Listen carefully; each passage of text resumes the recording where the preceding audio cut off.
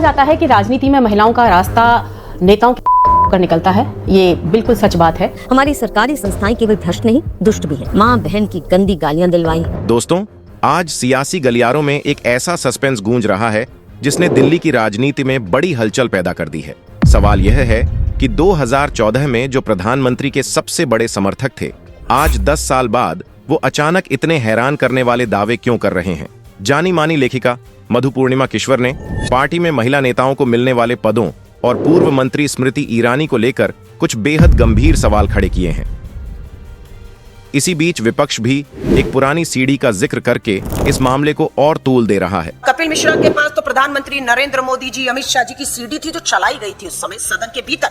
लेकिन दोस्तों, इन दावों की असली हकीकत क्या है? क्या राजनीति के पर्दे के पीछे सच में कोई बड़ी बात छिपी है, या यह सिर्फ राज्यसभा की कुर्सी न मिलने की पुरानी नाराजगी है? आज इस पूरे सियासी ड्रामे का कड़क और निष्पक्ष पोस्टमार्टम करेंगे। लेकिन इस बड़े सस्पेंस से पर्दा उठाने से पहले नीचे कमेंट्स में तुरंत बताएं कि आप हमारी यह रिपोर्ट किस राज्य और शहर से देख रहे हैं। इसी तरह की और रहस्यमयी जानकारी प्राप्त करने के लिए हमारे चैनल ट्रू हिस्ट्री को आज ही सब्सक्राइब करें और बेल आइकॉन को प्रेस करें। दोस्तों, एक वक्त था जब साल 2014 के चुनावों के दौरान वो प्रधानमंत्री की सबसे बड़ी और मजबूत समर्थकों में गिनी जाती थीं। उन्होंने समर्थन में एक मशहूर किताब भी लिखी थी जिसमें नीतियों की जमकर तारीफ की गई थी। उस वक्त सबको यही लगता था कि वो सत्ता पक्ष के वैचारिक खेमे का अहम हिस्सा हैं। लेकिन आज 10 साल बाद तस्वीर बिल्कुल बदल चुकी है।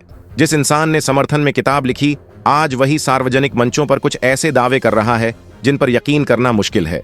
उन्होंने साफ कहा है कि 2014 में सरकार बनने के बाद ही उन्होंने सत्ता के केंद्र से सुरक्षित दूरी बना ली थी। कारण यह है कि मुझे सरकारी तंत्र से बहुत नफरत है। लेकिन यह दूरी क्यों बनी, और 10 साल तक खामोश रहने के बाद अचानक ऐसे दावे क्यों? यही वो बड़ा सवाल है जिसका जवाब देश जानना चाहता है।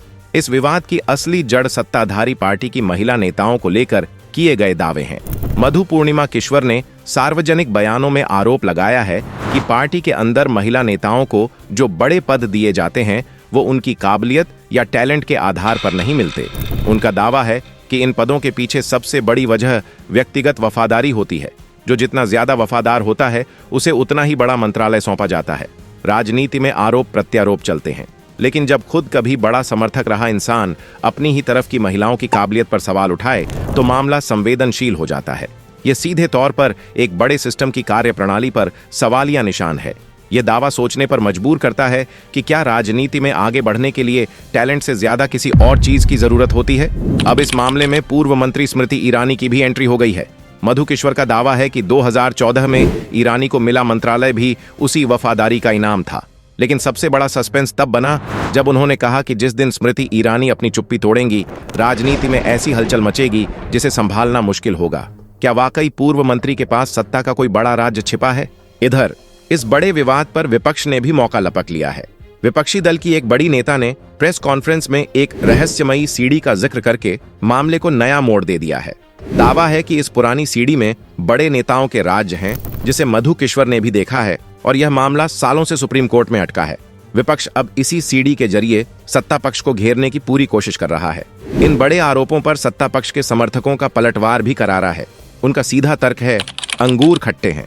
उनका कहना है कि 2014 में किताब लिखने के बाद मधु किश्वर को राज्यसभा या किसी बड़े पद की उम्मीद थी। जब 10 साल तक कुछ नहीं मिला तो उसी राजनीतिक कुंठा में अब ऐसे बेबुनियाद आरोप लगाए जा रहे हैं। समर्थकों का सबसे बड़ा सवाल यही है कि अगर ये बातें सच थीं तो वो 10 साल तक चुप क्यों रहीं? इन सब के बीच जो बात सबसे ज्यादा हैरान कर रही है वो है खुद स्मृति ईरानी की खामोशी। हर मुद्दे पर विपक्ष को करारा जवाब देने वाली पूर्व मंत्री ने इस पर नो कमेंट की नीति अपनाई है। तो दोस्तों, आपको क्या लगता है? क्या इस खामोशी के पीछे राजनीति का कोई बड़ा राज छिपा है, या यह सिर्फ कुर्सी न मिलने की भड़ास है? अपनी राय कमेंट बॉक्स में जरूर साझा करें। अगर हमारा यह निष्पक्ष और कड़क विश्लेषण पसंद आया हो तो वीडियो को लाइक और शेयर करें। हर खबर को आसान भाषा में जानने के लिए चैनल को अभी सब्सक्राइब करें और बेल आइकन दबाएं। जय हिंद,